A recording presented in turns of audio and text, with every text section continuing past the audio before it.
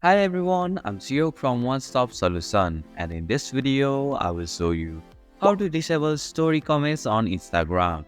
Turning off comments can help you manage your interactions and maintain control over your content. So let's jump right in. First, open the Instagram app on your device.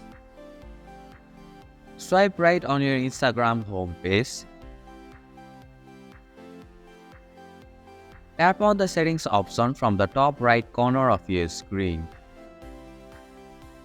Now, tap on the story option. Here in the commenting section, you can see the allow comments option. Tap on it. You will be presented with three options: everyone, people you follow, and off. Select off to disable comments on your stories.